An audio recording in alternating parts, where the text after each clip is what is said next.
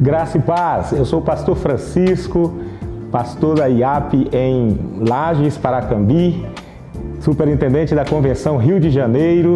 Eu sou amigo da missão. Convido todos vocês, todos os membros e líderes da Convenção Rio de Janeiro para participar também desse projeto. Boa noite, graça e paz, tudo bem com vocês? Que bom nos encontrarmos mais uma vez. Já estava com saudade, passa uma semana rapidão, né? Mas a saudade vem. Estamos aqui juntos nesse Promessas de Esperança, último desse mês de maio, onde a gente está refletindo sobre vários aspectos da família. Hoje eu quero falar um pouco com você sobre uma proposta para toda família. Uma proposta essencial para a sua família. Bom, enquanto você se prepara, pega a sua Bíblia, vai compartilhando o link dessa transmissão com seus familiares, com seus filhos, esposa, marido, vizinho, parentes distantes, de longe, de outro país, por que não? Convida todo mundo para participar. Nesse ato de convidar, incentiva todo mundo a se inscrever no canal, na TV Viva a Promessa. Se inscreve nesse canal, ativa o sininho para você receber todo o link, seja um amigo da missão aqui da TV Viva a Promessa, para manutenção de toda a produção que tem sido feita com muito carinho para ser entregue a cada um de vocês. Tá bom? Deixa aí também a cidade, digita a cidade de onde você está acompanhando, assistindo, vai deixando o seu pedido de oração, seus comentários, é muito importante para o nosso crescimento e engajamento aqui nas mídias sociais. E não esquece de deixar o seu like, de deixar o seu joinha aí na transmissão também aqui no YouTube, tá bom? Já já então a gente volta para refletirmos sobre uma proposta para toda a família.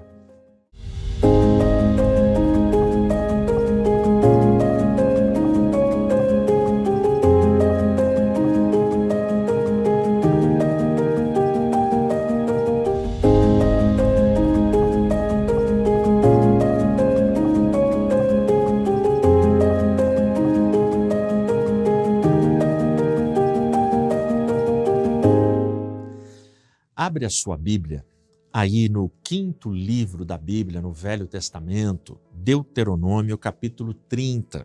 Eu vou ler em nome de Jesus o versículo 19. Chamo os céus e a terra para registrar hoje contra vós, que coloquei diante de vós a vida e a morte, a bênção e a maldição. Portanto, escolhe a vida, para que a tua semente possa viver. Feche seus olhos. Santo Pai, Santo Deus, Santo Espírito, em nome de Jesus, continua conosco. Em nome de Jesus, abençoe esta palavra, abençoe, Senhor, esta reflexão e fala conosco. Nos ajuda, Senhor, com a tua orientação, a escolhermos bem a proposta que é feita nesse texto. Guarda-nos, abençoe as nossas casas e famílias, em nome de Jesus eu oro, amém. Nesse momento, aqui em Deuteronômio, o povo está sendo preparado para entrar na terra. E para entrar na terra, uma proposta é feita. E essa proposta, ela está muito bem sintetizada, ela está muito clara aqui no versículo 19. Quando nós chegamos em Josué, o que nós vemos e o que a gente pode receber em essência no livro de Josué é obediência. A gente vê o povo em obediência a Deus, em obediência a essa proposta que foi feita. Mas aí a gente caminha mais um livro e nós chegamos no livro de Juízes. E aí a gente pode sintetizar o livro de Juízes com a palavra desobediência.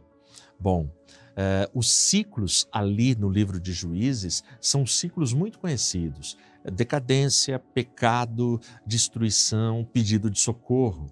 Aí o socorro de alguma forma chega. O povo vive um tempo bom, mas de novo cai no pecado, na decadência, destruição, pede socorro de novo. Bom, para ajudar esse povo, Deus levanta juízes. Se você ler o versículo 16 do capítulo 2 do livro de Juízes, está muito claro ali que Deus levantou juízes para ajudar aquela nação. Dentre os juízes famosos, nós encontramos Débora, Gideão, Sansão. São juízes com os quais a gente tem uma certa intimidade de tanto ouvir falar deles. Mas o fato é que, apesar dos juízes, a decadência, o volume, a quantidade, a prática de pecado naquela fase da história da nação são intensos, muito grandes. Tanto é que a síntese do livro é o último versículo do último capítulo. Naqueles dias não havia reis em Israel e cada um fazia o que achava certo aos seus próprios olhos. Imagina a Babilônia, a confusão, a bagunça, a falta de ordem, quando cada um faz aquilo que bem entende, aquilo que é certo e abraça a sua verdade. Muito parecido com o que a gente vive hoje na pós-modernidade, na pós-verdade, onde os absolutos foram destruídos e onde cada um abraça a sua verdade, e aí a gente vive esse caos institucional, espiritual, comercial, de entretenimento, de tudo. A gente vive um verdadeiro caos. Bom, e aí a proposta que é feita lá em Deuteronômio 30:19, como é que a gente enfrenta a realidade de uma sociedade atolada em pecado e consegue escolher bem e decidir bem aquela proposta para a nossa família. Bom, nós vamos ter algumas dicas e aprender um pouquinho hoje com um juiz não famoso. Não tão famoso como esses que eu acabei de citar. Aliás, é um juiz que no livro de Juízes tem apenas 2 versículos que falam sobre ele. Na Bíblia inteira não encontraremos mais nenhum versículo falando sobre este juiz. E esse juiz é quem vai nos ensinar a transitar e a andar em tempos de tanta decadência espiritual e moral, como tem sido o nosso tempo e como era aquele tempo no livro de Juízes. Te convido, abre aí o livro no capítulo 5. O primeiro versículo eu quero ler para você, é o versículo 6. Ele diz assim: nos dias de Sangar, o filho de Anate, nos dias de Jael, as grandes rotas estavam desocupadas e os viajantes caminhavam por caminhos secundários. Nós estamos falando de Sangar. Sangar era esse juiz.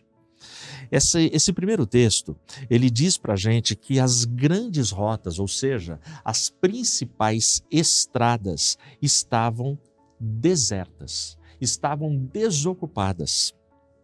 E os viajantes caminhavam por caminhos secundários. O que esse texto conta para a gente? Um país, uma nação, ela perde o poder e o controle das suas estradas quando esta nação está fragilizada, quando não tem liderança, quando não tem ordem, quando ninguém respeita nada, quando o caos tomou conta da nação, quando o caos tomou conta de todas as coisas. Muito simples. Você acha que as estradas na Ucrânia, nesse momento, estão liberadas para o povo andar com segurança? Ou o caos tomou conta das estradas? Ou as estradas estão desertas? Percebe? Então, o que estava acontecendo aqui, quando o texto fala que as estradas estão desoladas, elas estão desertas, elas estão vazias, ninguém ousa trafegar por ela. E o texto informa que o povo procurava caminhos alternativos, caminhos secundários. O que são caminhos secundários? Estradinhas que poucos conhecem, estradinhas onde você consegue se esconder. E por quê? Porque a realidade aqui era que bandos violentos de filisteus, todo mundo que se arriscava nas estradas, bandos violentos de filisteus, violentavam, roubavam e matavam as pessoas gratuitamente. Muito semelhante ao tipo de violência que eu e você assistimos nos dias de hoje. Muito semelhante às realidades que a gente enfrenta hoje. Cidades inteiras que muitas vezes têm toque de recolher, que ninguém ousa colocar o nariz para fora de casa à noite, senão algum tipo de violência sofrerá. Então, o que estava acontecendo aqui é nesse contexto, é nesse tempo, um tempo de tensão, um tempo de violência, um tempo de injustiça, que surge este juiz Sangar. Agora a gente vai ler o segundo versículo que fala sobre ele. E no segundo versículo, a gente vai ter preciosas lições. É o versículo 31 do capítulo 3. Diz assim: E depois dele foi Sangar, filho de Anate, que matou 600 homens dos filisteus com um aguilhão de boi, e ele também livrou Israel. Bom, por esse texto, nós conseguimos ter informações seguras sobre Sangar. A primeira informação é o aguilhão. O aguilhão indica que Sangar, antes de ser juiz, ele era um fazendeiro. Antes de ser juiz, ele era um fazendeiro. Porque naquela cultura, naquele tempo, os únicos que tinham habilidade com o uso do aguilhão, da aguilhada, eram justamente os fazendeiros. E o que era o aguilhão? O aguilhão, uma vara de 2,5 metros, numa ponta era metal bem pontiagudo, na outra ponta era tipo uma talhadeira, tipo uma pá. Como é que o fazendeiro usava o aguilhão? A parte pontiaguda servia para ele espetar os bois que queriam sair do grupo, sair daquela caminhada uniforme. Então ele espetava não para furar ou para matar ou para machucar ou para sangrar. Não, o aguilhão servia apenas para incomodar e fazer o boi voltar para o grupo. A talhadeira ele já usava sempre que estava caminhando e via ali uma raiz seca, sem produzir. O que ele fazia? Ele ia com a talhadeira, vai lá e finca embaixo dessa raiz e joga fora. Isso tem a ver com João 15, versículo 2, nas palavras do Mestre. Todo ramo que está em mim e não dá fruto é arrancado e jogado fora. Portanto, nós temos aqui o Sangar como um fazendeiro. Ele é um fazendeiro e tem habilidades com o aguilhão. Bom, o que a gente aprende somando esses 2 versículos? 2 lições. Primeira, Sangar não enrolou. Sangar, ele está vivendo num país em crise, num país atolado em pecado, e Sangar, ele não se vitimiza, ele não fica lamentando e ele não fica falando que não tem recursos. Ele tem um aguilhão. O que ele tinha era um aguilhão. Moisés ouviu essa pergunta: o que você tem nas mãos? Moisés respondeu: uma vara. Era o cajado, ele tinha um cajado. Davi, o que você tem nas mãos? 5 pedrinhas. Garoto, o que você tem nas mãos? 5 pães e 2 peixes. Sangar, o que você tem nas mãos? Um aguilhão. Eu imagino que teve um momento naquela crise institucional, naquela crise decadente espiritual, naquela crise nacional, que Sangar, ele olhou de lado como fazendeiro, olhou para o seu aguilhão, 2,5 metros e falou: opa, eu domino essa ferramenta, eu sei manusear essa ferramenta. E é o recurso que eu tenho, e eu vou tentar fazer o meu melhor com o que eu tenho. Então ele não enrola. Outra coisa, lembre-se, quando ele toma essa decisão, ele ainda é um fazendeiro, ele não é ainda um juiz. Talvez, se Sangar nunca tivesse arregaçado as mangas e tivesse feito o seguinte lamento: bom, eu só sou um fazendeiro, então o que está acontecendo no país não tem nada a ver comigo, não é responsabilidade minha, não me afeta. Se ele fizesse isso, talvez ele nunca tivesse chegado a ser juiz. Mas esse cara arregaça as mangas, pega o aguilhão e ele vai para a batalha. A segunda lição que a gente aprende aqui: Sangar, ele não queimou etapas. Isso é muito importante, porque se você ler esse versículo que eu acabei de ler, o versículo 31, que diz que ele matou 600 homens dos filisteus com um aguilhão de boi, e ele também livrou Israel, se você ler apenas esse versículo de forma rápida, a impressão que dá é que Sangar, com um aguilhão, ele matou 600 caras de uma vez. Não é isso. Na Bíblia, aqui, e desses juízes, a gente só tem um que tinha uma força sobre-humana, uma força sobrenatural, que era Sansão. Sangar não é o caso. Sangar, ele tem habilidade com o aguilhão e ele era um fazendeiro. Então tenta lembrar do primeiro versículo, estradas desertas, e o povo usava rotas alternativas e obscuras, estradinhas pouco conhecidas. Você tem que ser morador local para saber transitar sem risco. Bom, o que a gente compreende daqui é que Sangar, com o seu aguilhão, ele foi matando bandos de filisteus. Então ali tem um bando que vai atacar. Ele tem o fator surpresa e ele tem habilidade com o aguilhão. Ele falou, opa, peraí, eu tenho um aguilhão de 2,5 metros, ele é pontiagudo, cara, esses caras não chegam nem perto de mim e eu mato todos. E o texto diz que ele matou 600 filisteus. Pode ser que você tenha 600 inimigos lá fora. Pode ser que você tenha 600 problemas para enfrentar. Pode ser que você tenha 600 tentações que te atormentam. O ensino de Sangar é: não enrole, não demore a se levantar e tomar uma atitude e a declarar um sonoro e claro basta. Não aceito essa condição de decadência e destruição na minha vida e na vida da minha família.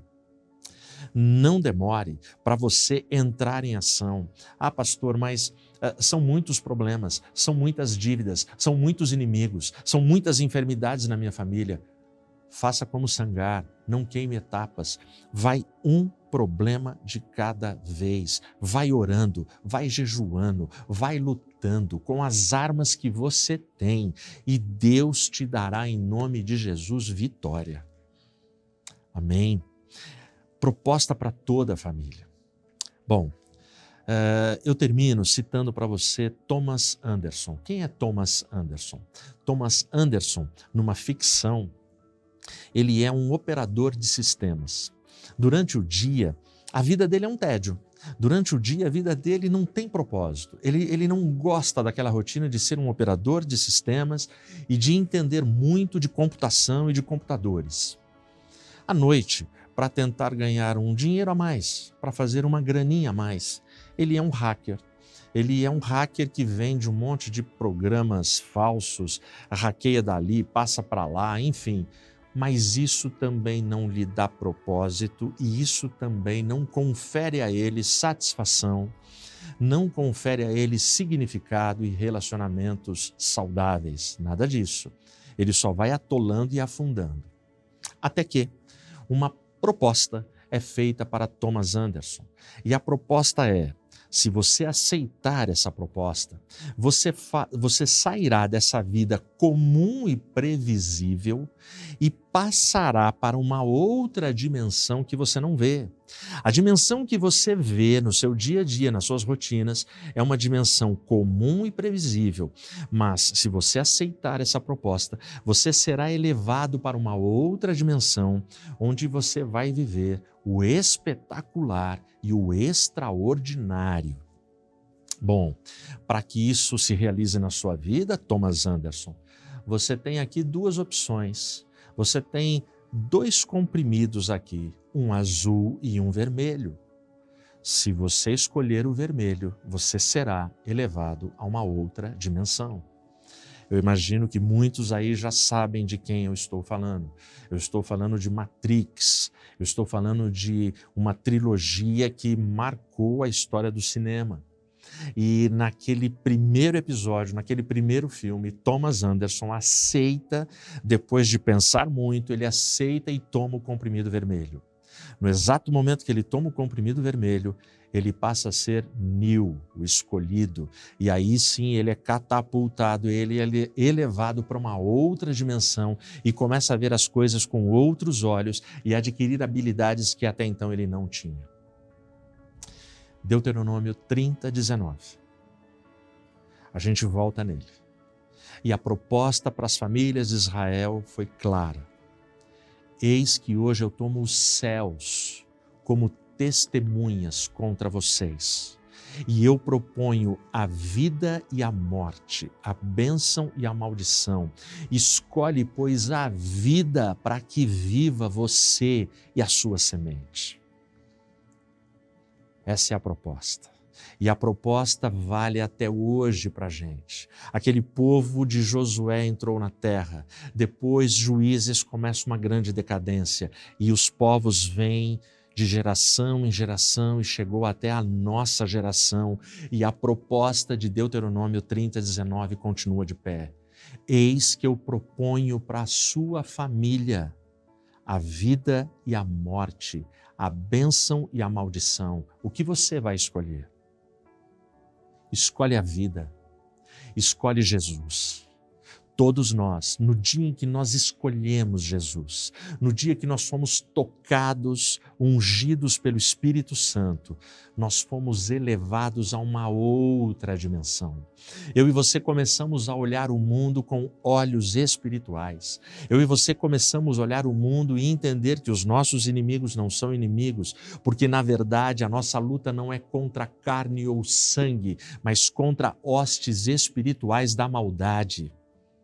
Portanto, os nossos inimigos são pessoas que carecem das nossas orações, da nossa misericórdia, de que a gente entenda que eles podem ter um grande plano nos propósitos de Deus e podem ser transformados, curados, perdoados e salvos para a glória de Deus Pai. Portanto, quando a nossa família recebe a Cristo, a nossa família é elevada a uma outra dimensão. E nesta outra dimensão, finalmente, nós ouviremos o chamado e a frase que marcará a nossa história sobre esta outra dimensão. Vinde, benditos de meu Pai, e possuí por herança o reino que vos está preparado desde a fundação do mundo. Portanto, sim, existe uma outra dimensão preparada antes da fundação do mundo. Para entrar nela, não é uma pastilha, um comprimido vermelho. Para entrar nela é receber o sangue vermelho do Cordeiro, o sangue de Cristo que foi derramado na cruz, porque o sangue de Jesus tem poder para destruir todas as obras da maldade contra a sua família, contra a minha família, contra a nossa jornada e caminhada. Caminhe numa nova dimensão. Aceite a proposta do Evangelho. Escolha a vida, escolha a bênção, escolha Cristo para você e a sua casa. Em nome de Jesus. Amém.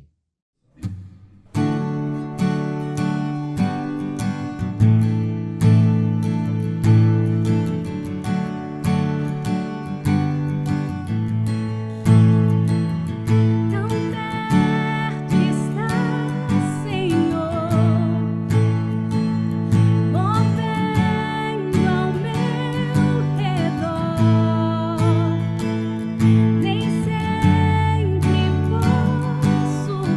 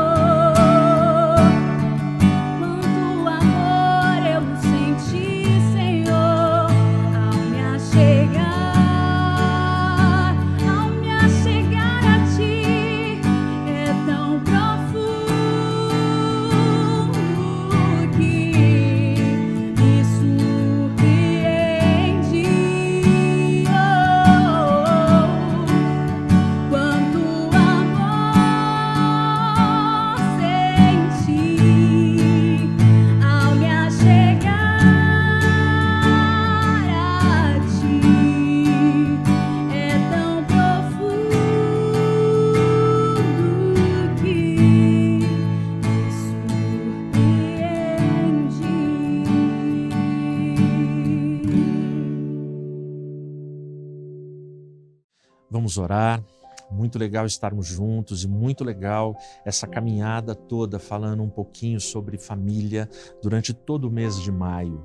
Foi um prazer para mim, um desafio podermos refletir na palavra e encontrarmos tantas promessas, tanta proteção, tanta bênção para os nossos lares. E agora a gente vai orar. Se você não colocou ainda o seu pedido e quer fazê-lo, faz agora. Faz rapidinho, digita aí a sua necessidade, a sua demanda, coloca aí o nome da sua família, os nomes dos seus familiares, aquelas pessoas pelas quais você chora, você ora, você se consagra, aquelas pessoas que você sonha ver convertidas e aos pés do Cordeiro e fazendo a melhor escolha, escolhendo e aceitando a proposta do Evangelho. Faz isso agora e digita aí nos comentários para que a gente possa interceder juntamente, tá bom? Eu vou orar e eu peço para você, não sai daí, fica aí que na sequência eu quero fazer um convite para você, tá bom? Vamos orar? Senhor, obrigado por esse tempo, obrigado por esse momento, obrigado pela Tua palavra. Pai Santo, a proposta do Evangelho, ela é salvadora, ela é transformadora, ela é renovadora, Pai. Eu e todos os que estão aqui nessa live, nesse momento, nós precisamos, Pai. Nós precisamos de vida, nós precisamos de bênção, nós precisamos da Tua misericórdia e da Tua graça. Perdoa os nossos pecados e nos ajuda como família. Nos ajuda, Senhor, assim como Josué entrou na terra e conquistou a terra através da obediência à Tua palavra, da coragem que somente Tu pode nos dar. Nos ajuda, Pai. Nos ajuda a sermos fiéis à Tua palavra e podermos ter a Tua presença por onde quer que a gente vá. Sê conosco, guarda o Teu povo, guarda as famílias que estão aqui e no nome que é sobre todo nome, que mesmo aqui nesta dimensão, nós possamos espiritualmente vivermos uma nova dimensão em Cristo Jesus e podermos com fé aguardarmos o dia glorioso da volta do Cordeiro entre nós e para nós, para nos resgatar e nos salvar. Sê com o Teu povo, sê, Senhor, com cada família, guarda-nos todos, no nome de Jesus eu oro, amém. Amém? O convite que eu quero te fazer, eu venho fazendo ao longo desse mês, está chegando, daqui poucos dias, agora dia 4 de junho, a gente vai ter a nossa live, é o primeiro sábado de junho. A gente vai ter a live falando exatamente sobre o lançamento do meu novo livro, tá bom? Lançamento do meu novo livro e eu queria que você participasse. Onde que vai ser transmitida essa live? No canal Sedimentos, que é o meu canal. Você entra aí no YouTube, digita canal Sedimentos, se inscreve no canal, ativa o sininho e vem com a gente. Vai ser no primeiro sábado de outubro, às 22 horas, às 10 horas, lançamento do meu novo livro. E esse novo livro tem por tema O Reino das Aparências. Eu peço a sua oração por esse livro, por esse novo projeto e peço a sua companhia, a sua presença. Vem com a sua galera para a gente passar um tempo junto. Paz.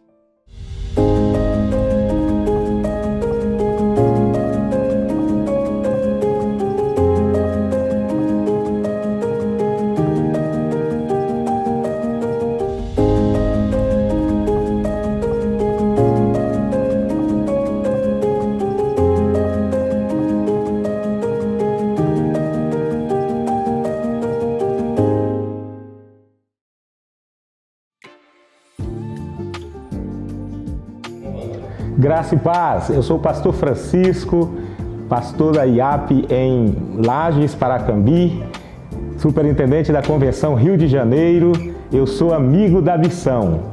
Convido todos vocês, todos os membros e líderes da Convenção Rio de Janeiro para participar também desse projeto.